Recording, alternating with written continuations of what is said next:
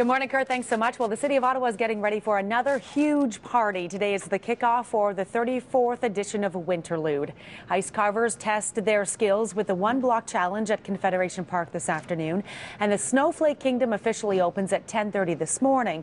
Opening ceremonies will be held at the Museum of Civilization tonight, and the evening will be capped off with a fireworks display at 9.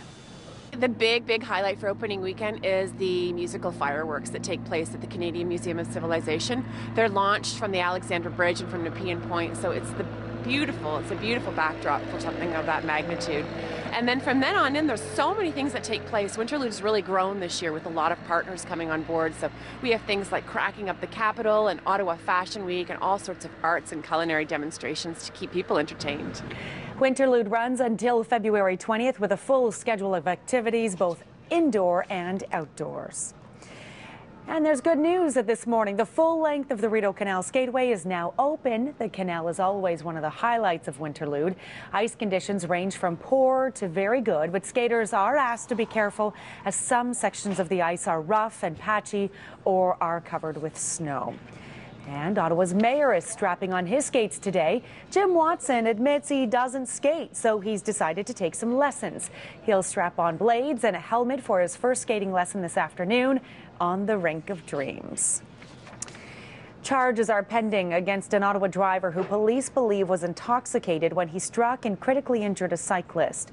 Police were called out to the Hampton Park Plaza yesterday after reports a driver had struck several cars in the parking lot. Officers say the driver managed to leave the parking lot and then hit a cyclist on Carling Avenue. The 31-year-old biker was rushed to hospital with life-threatening head injuries, and the driver was arrested. LCBO workers called in the suspected drunk driver. Not only did our staff refuse to serve him, but they called police as they observed him when he left the store getting into a vehicle. The name of the cyclist and the driver have not been released. An armed robbery downtown has police looking for two suspects today. Police say the pair wore ski masks and carried a firearm when they entered a business on Booth Street last night. They demanded money and left with some cash and were last seen near Lorne Avenue. 5 men from Ottawa have been charged in a massive child pornography bust in Ontario. The men face a total of 30 charges, including luring a child under 16 and possessing child pornography. They're part of the largest child porn sting in Ontario's history. 60 people have been charged so far, but police say from their data, close to 9,000 people are suspected of downloading child porn.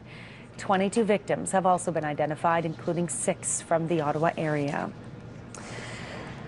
Canada's economy gained a few more jobs last month, but it wasn't enough to boost the employment rate. More people were looking for work in January, and that pushed the jobless rate up a notch to 7.6%. It's the third time in the past 4 months that the unemployment numbers have gone up. Many economists are also waiting for the U.S. employment numbers. They'll be announced in just a matter of a few minutes. Well, it appears the little guys are taking the blame for a fake citizenship ceremony. People invited didn't arrive. I think the response to that was poorly handled. I regret that.